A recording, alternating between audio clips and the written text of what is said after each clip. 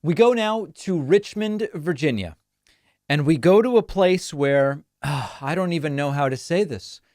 Trump silenced the crowd by again confusing Obama and Biden. Now, I know that we're supposed to believe that he does this on purpose. Trump has done this dozens of times and insists that when he says Obama, when he claims Obama's the current president, that he's using satire, comedy, or sarcasm. I challenge you to find any indication that this is a joke, that it's sarcasm, or that it is satire. This is from Trump's speech in Richmond, Virginia. And he silenced the crowd. The crowd of MAGA nuts know that he's not doing this on purpose. Take a look. Get that war settled. It's a bad war.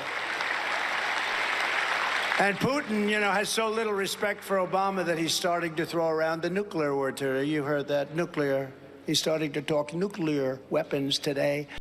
The crowd is dead silent because they believed it for weeks when Trump said, whenever I get Biden wrong and say Obama, it's just me being sarcastic. Obama.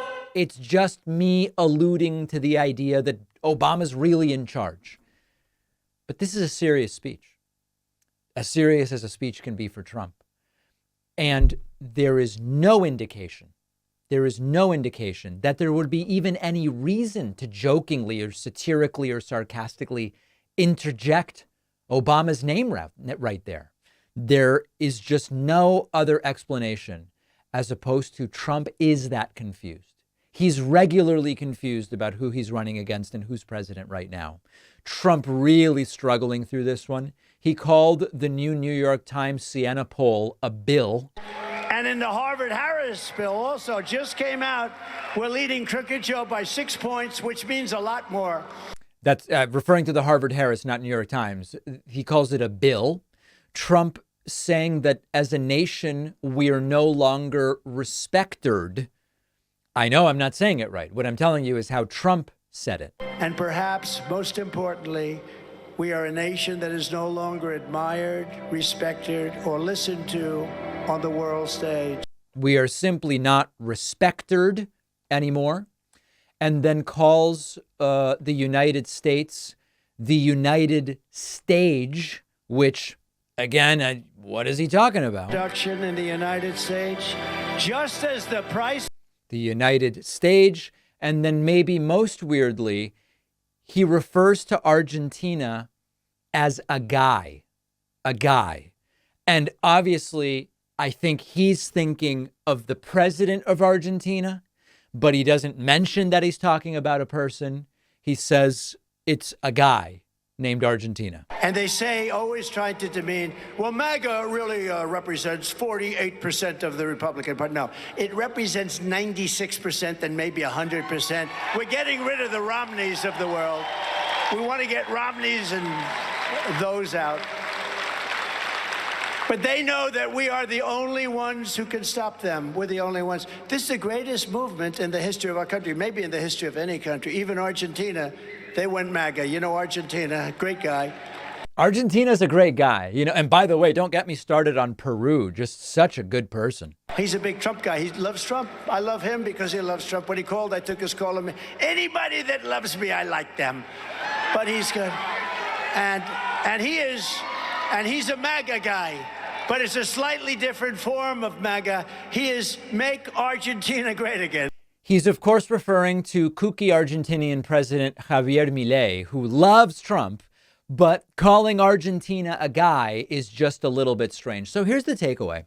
Even if Trump's brain was fine, he's a disaster on policy and ideas and authoritarianism. But this is even worse because his brain is falling apart. And especially after speaking last week to Dr. John Gardner. I mean, listen, his professional opinion seems more or less sound about what we're seeing from Joe Biden versus what we're seeing from Trump.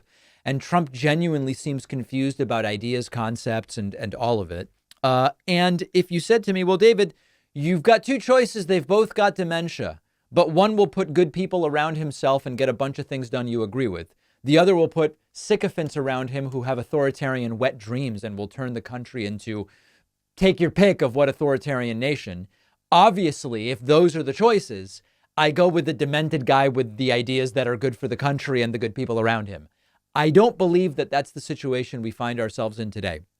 But this is getting really, really bad. Lastly, again, here is Trump trying to justify these glitches, saying that he also, when he said Nikki Haley instead of Nancy Pelosi, that also was on purpose, which is really stupid, right? I mean, why on earth would he mix that up? That doesn't make any sense. Yes, I have to be very, very careful. We have many of them. I purposely mix up like a name like Bird Brain. You know who Bird Brain is, right, Nikki? With Nancy Pelosi. I put them in because they're interchangeable in my mind. What? And except...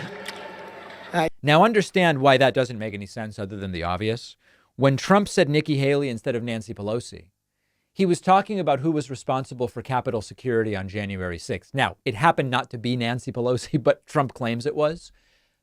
In what way is Nikki Haley interchangeable with Nancy Pelosi with regard to Capitol security on January 6, 2021, when Nikki Haley was not even in any kind of elected or appointed office?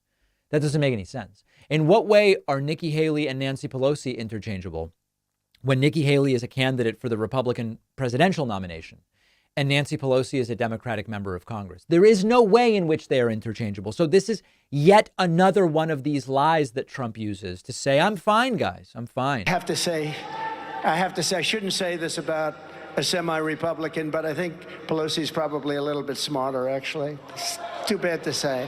But you know what? So you interchange them, and then they go out with stories. I cannot be sarcastic, so I try not to be. I just did that thing for the first time in like 2 weeks because it's a disaster. Guaranteed, the fake news, the enemy of the people, will say he could not find his way off the stage. There you go. So bottom line here, there is absolutely no way any of this stuff is believable. Trump knows he's messing stuff up. He's covering it by talking about how everything is comedy, yet Trump has no history of being able to appropriately use, apply, or reference sarcasm, satire, or comedy. So if you believe that, I have a bridge to sell you. In practical terms, he's desperate, and this is the best he's got. I'm very particular about my coffee, and our sponsor, Trade Coffee, helps you do more in 2024. If you're like me, coffee might be part of your routine, maybe a factor in your productivity.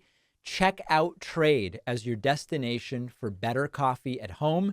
Subscribe to Trade and start the year with amazing coffee. You'll discover new favorites. You'll support more than 55 local roasters across the country, and you will upgrade your morning. And the best part is you can personalize all of it, from the type of coffee you get, how often you get it delivered. They have decaf if that's your preference. I recently got Orange Colombian from New York, sweet and inviting, full-bodied notes of pine. I actually love pine. Who knew? Pine is great. Every time I get a new shipment from Trade, the quality and the taste is top-notch. The convenience is, it's just great. The coffee comes to my door instead of having to go find them. Whether you already know what you like or you're new to specialty coffee and want some help, Trade just makes it easy to discover new coffees you will like. Show your loved ones how much you care with the gift of Trade Coffee for Valentine's Day. Right now through February 14th, Trade is offering $10 off gift subscriptions. Go to drinktrade.com/Pacman and use the code Pacman10 at checkout. The link is down below.